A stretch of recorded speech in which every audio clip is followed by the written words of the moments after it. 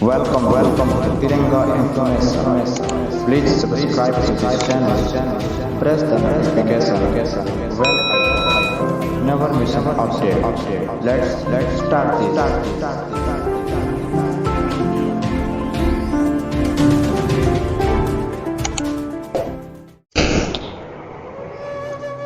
नमस्कार दोस्तों, मैं आप सबकी अपनी दोस्त निगम यादव आज फिर से हाजिर हूँ एक कहानी के साथ जिसका नाम है सीधी साधी लड़की। दोस्तों, यह कहानी आशा करती हूँ कि आप सभी को बेहद पसंद आएगी और यह कहानी हृदय को स्पर्श कर लेने वाली है। दोस्तों, इस कहानी में यही बताया जा रहा है कि संसार में बहुत से लोग ऐसे होते हैं कि परिवार होते हुए भी परिवार के साए से कोसों दूर हैं। इसी बात को इस कहानी में भी दर्शाया जा रहा है। इस कहानी में कुछ ऐसा ही मोड़ है। प्रतिज्ञा नाम की लड़की, जिसके माँ बाप तो हैं लेकिन माँ बाप के होते हुए भी वह अनाथ है। दरअसल बात यह है कि प्रतिज्ञा को जन्म लेते ही उसके माँ बाप ने उसे फेंक दिया था। दोस्तों, प्रतिज्ञा सड़क पर इधर उधर पड़ी हुई थी। तभी एक व्यक्ति प्रतिज्ञा को उठा लेता है और वह अपने घर लेकर चला जाता है। पहले तो उस व्यक्ति ने और उसकी पत्नी ने प्रतिज्ञा को बहुत प्यार किए, लेकिन जब प्रतिज्ञा थोड़ी बड़ी हो गई तो उसे काम कराना शुरू कर दिया। प्रतिज्ञा का जीवन अब नौकरानी की तरह बीत रहा था। कुछ दिन के बीतने पर उन्होंने प्रतिज्ञा को घर से निकाल दिया। प्रतिज्ञा से बस एक गलती हुई थी कि उनके घर का एक बर्तन गिर गया था जो बहुत ही कीमती था।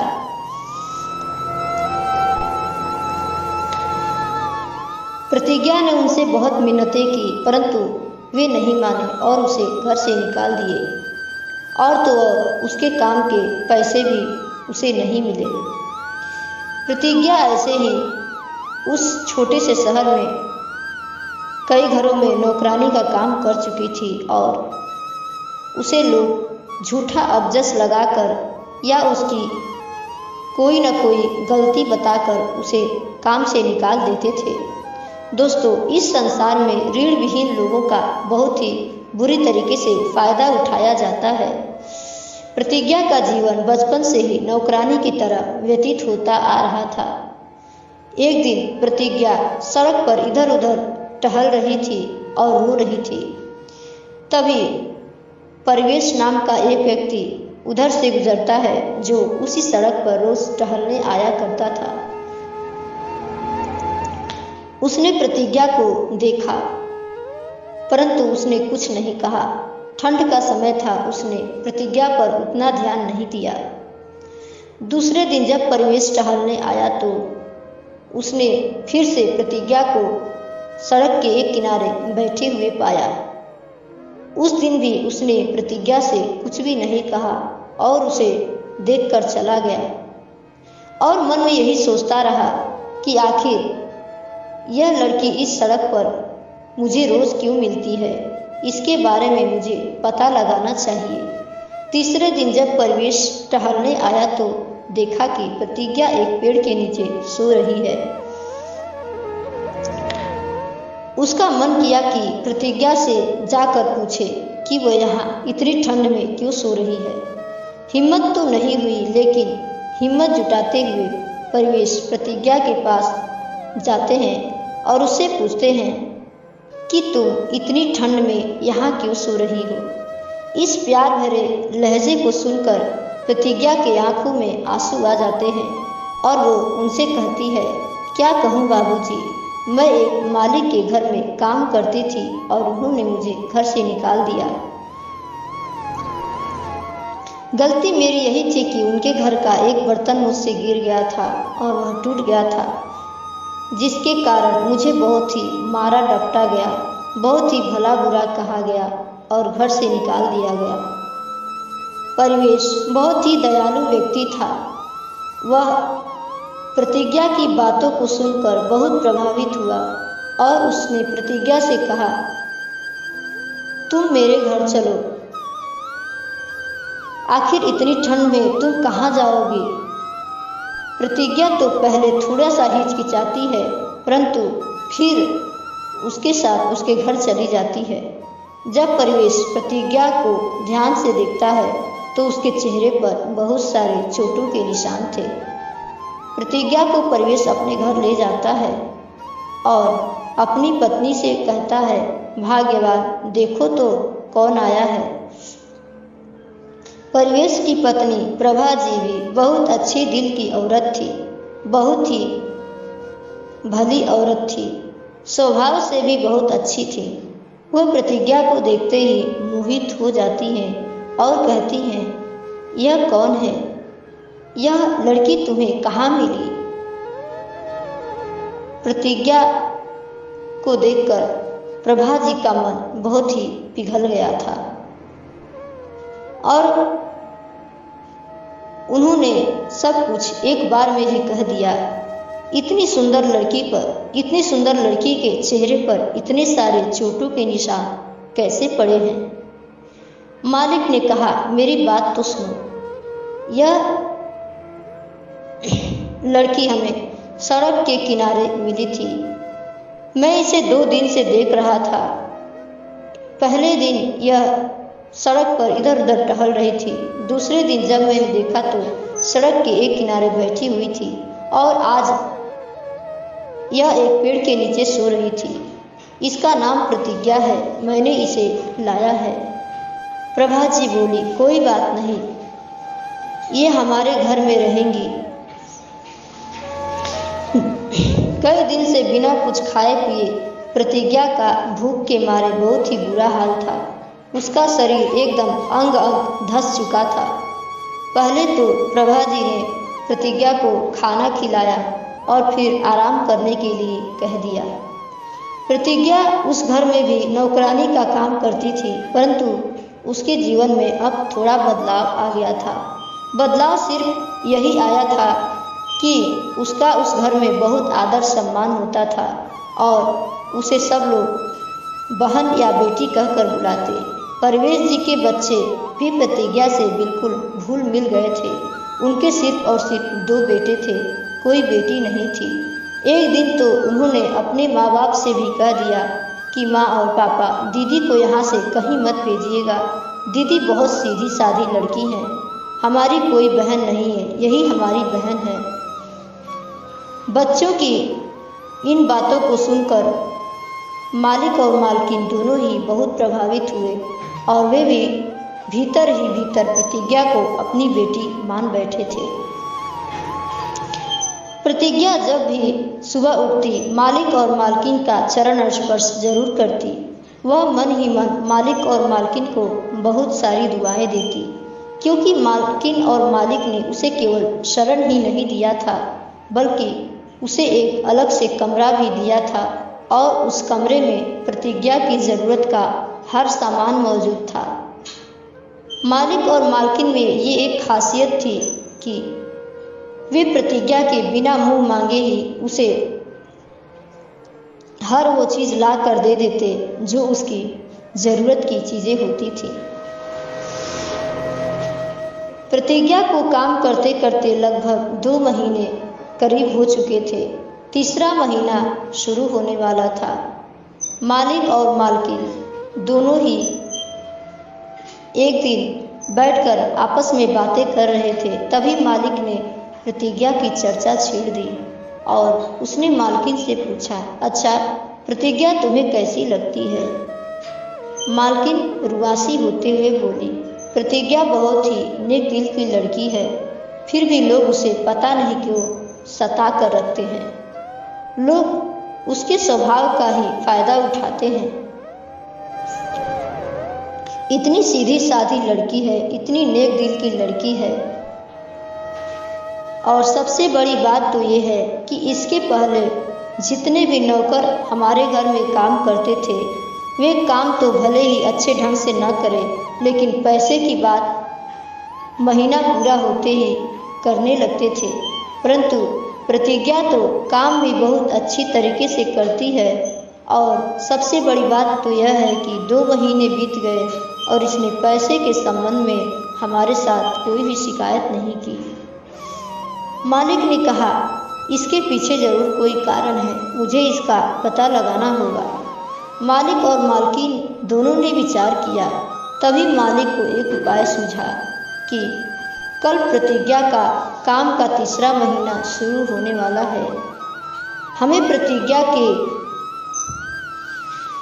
इस कारण को पता लगाने के लिए उसके साथ एक क्रूरता भरा मजाक करना होगा, तभी उसके इस कारण का पता लग पाएगा कि वह काम के पैसे क्यों नहीं मांगती है। आज प्रतिज्ञा का 3रा महीना शुरू हो गया और सुबह प्रतिज्ञा उठती है और अपने काम पर जाने के लिए तैयार हो जाती है। तभी मालकिन आकर उसे गले लगा लेती है और बोलती है, बेटा आज तुम काम पर न जाओ, तुम्हारी तबीयत मुझे कुछ ठीक नहीं लग रही है। प्रतिज्ञा ने कहा, नहीं मालकिन, ऐसी कोई बात नहीं है। मालकिन ने कहा, नहीं बेटा, तुम्हारी शरीर को देखकर साफ साफ पता चल रहा है कि तुम्हारी तबीयत बहुत खराब है, पर तुम किसी से बता नहीं सकती। प्रतिज्ञा के बहुत कहने पर भी मालकिन ने उसे आराम करने के लिए भेज दिया। प्रतिज्ञा अपने कमरे में जाकर बिस्तर पर लेट जाती है और लेटते ही उसे एक गहरी नींद आ जाती है। मालकिन चाय बनाकर प्रतिज्ञा के पास ले जाती है और प्रतिज्ञा को देते हुए कहती है, बेटी उठो और चाय पी लो। प्रतिज्ञा और मालकिन दोनों ही चाय पीने लगती हैं। बेटी शब्द सुनकर प्रतिज्ञा की आंखों में आंसू आ जाते हैं। चाय पीते पीते मालकिन ने प्रतिज्ञा से कहा, प्रतिज्ञा, आज तुम्हें मालिक साहब ने अपने ऑफिस में बुलाया है। तुम्हें तुम्हारी तनख्वाह का हिसाब करना है।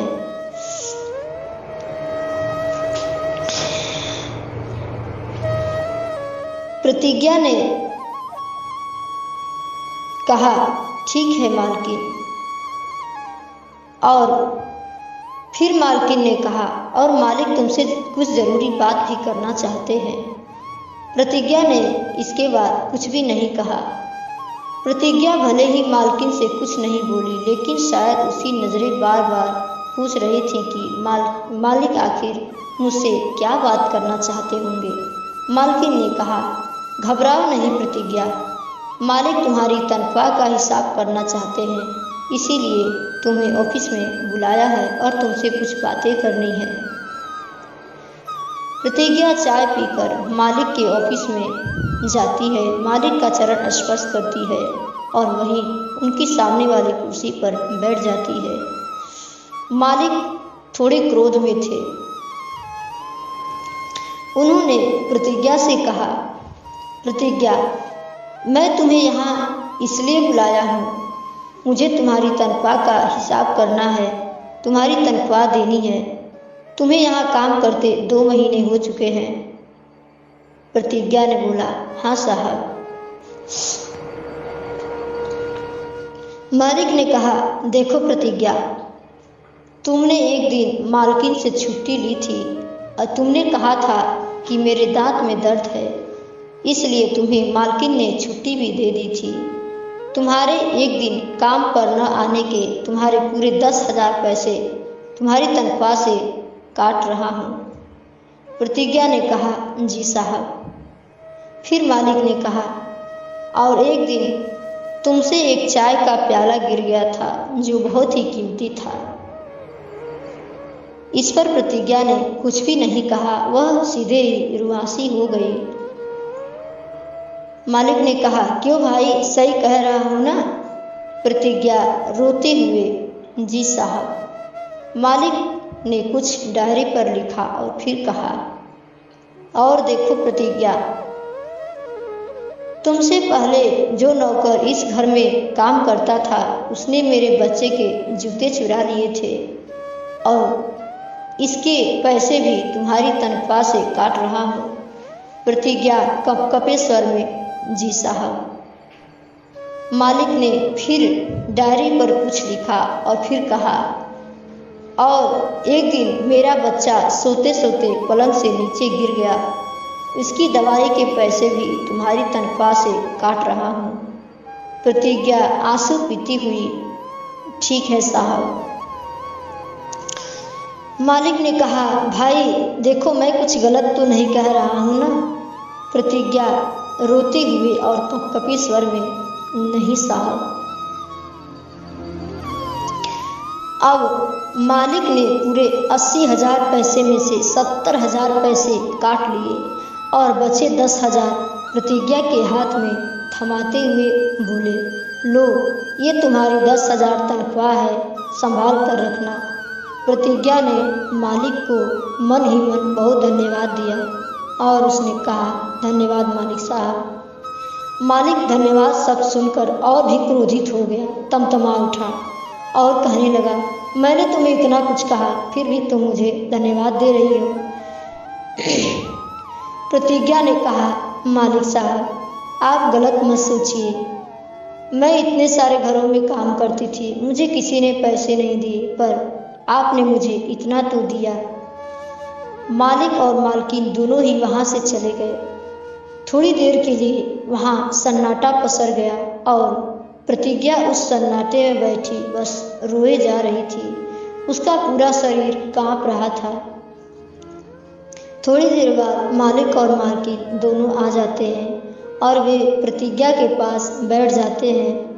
मालिक ने मालकिन से फिर 3 कप चाय लाने को कहा, 1 कप प्रतिज्ञा के लिए और 2 कप अब अपने लिए, मालिक खुद के लिए और मालकिन के लिए। सभी साथ में बैठकर फिर से एक बार चाय पीने लगे और तब मालिक ने कहा, देखो प्रतिज्ञा रो नहीं, तुम्हारे साथ कुछ गलत नहीं हो रहा है।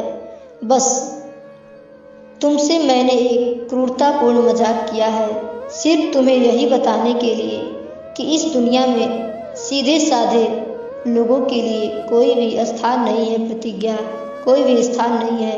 माना कि सीधा साधा होना बहुत ज़रूरी है, परंतु एकदम से ऋण विहीन बनकर जीना इस दुनिया में ठीक नहीं है। यदि तुम इस दुनिया में ऋण विहीन बनकर जियोगी तो लोग तुम्हारा जीना हराम कर देंगे, तुम्हें लोग बहुत सताएंगे और यही कारण है कि तुमसे लोग काम तो करा लेते हैं लेकिन तुम्हारे काम के पैसे नहीं देते। प्रतिज्ञा को मालिक ने 70,000 रुपये थमाया और कहा, लो प्रतिज्ञा, ये तुम्हारे पूरे 80,000 तनख्वाह है। ये 70,000 और 10,000 तुम्हें मैंने थोड़ी देर पहले दिया है। प्रतिज्ञा, मैं एक आदमी हूँ तो भला मैं तुम्हारी कमाई का हक कैसे मार सकता हूँ? ये सब काम तो सिर्फ मैंने तुम्हें यह सिखाने के लिए किया था कि यह संसार बहुत ही निर्दयी है, निर्मम है और कठोर है। इस दुनिया में ऋण विहीन बनकर जीने से काम नहीं चलेगा। ये तुम्हारे 80,000 तनख्वाह है, इन्हें संभाल कर रखना। मैं तुम्हारी तनख्वाह से 1 रुपये भी नहीं काट सकता हूँ, क्योंकि मैं एक आदमी हूँ और मैं किसी की कमाई का हक नहीं मारना चाहता। प्रतिज्ञा ने मालिक और मालकिन को मन ही मन धन्यवाद दिया। मालकिन ने प्रतिज्ञा को अपनी बाहों में लपक लिया और रोते हुए कहने लगी, प्रतिज्ञा, आज से तुम ये नौकरानी का काम छोड़ दो। तुम हमारी बेटी हो, जैसे मेरे 2 बेटे हैं वैसे तुम भी मेरी बेटी हो। तुम इस घर में जिस दिन से आई हो, हम यही समझते हैं कि भगवान ने 2 बेटे हमें दिए और तीसरी बेटी के रूप में हमारे पास भगवान ने तुम्हें भेजा है। हमारे सिर्फ 2 बेटे हैं और तुम हमारी बेटी हो। कल ही मैं तुम्हारा दाखिला एक स्कूल में करा दूंगी और तुम पढ़ने जाओगी। तुम्हें इस घर में नौकरानी का दर्जा नहीं दिया जाएगा। तुम पढ़ोगी, लिखोगी और अपने पैरों पर खड़ी होगी ताकि दुनिया तुम्हारा नाम करे। दुनिया में तुम ऋण विहीन बनकर न जियो। तुम्हें दुनिया में मजबूत बनकर जीना होगा प्रतिज्ञा, मजबूत बनकर जीना होगा। यह सब सुनते ही प्रतिज्ञा मालिक और मालकिन का चरण स्पर्श करती है और वहाँ से चली जाती है। तो दोस्तों, कहा जाता है कि जो गलत नहीं करता है उसके साथ ईश्वर भी गलत नहीं होने देते हैं। प्रतिज्ञा ने किसी के साथ गलत नहीं किया था, इसलिए उसके भी साथ कुछ गलत नहीं हुआ। कर्मों का फल तो सभी को मिलता है, देर से ही सही, लेकिन कर्मों का फल तो मिलता ही है। प्रतिज्ञा ने बहुत ही नेक कर्म किए थे, इसलिए प्रतिज्ञा को देर से ही सही एक अच्छा घर मिल गया और एक अच्छे माँ बाप मिल गए। भले ही परिवेश और प्रभा जी ने प्रतिज्ञा को जन्म तो नहीं दिया था, लेकिन वे उसे अपनी बेटी से भी कहीं ज़्यादा प्यार करते थे। दोस्तों, कहा जाता है कि भगवान किसी भी इंसान को जब तकलीफ देते हैं और भगवान को यह ज्ञात हो जाता है कि इंसान ने बहुत सह लिया, अब इसके दुखों का अंत करना ही होगा, तो भगवान भी उसके दुख का अंत कर देते हैं। यही हाल प्रतिज्ञा के साथ भी हुआ था।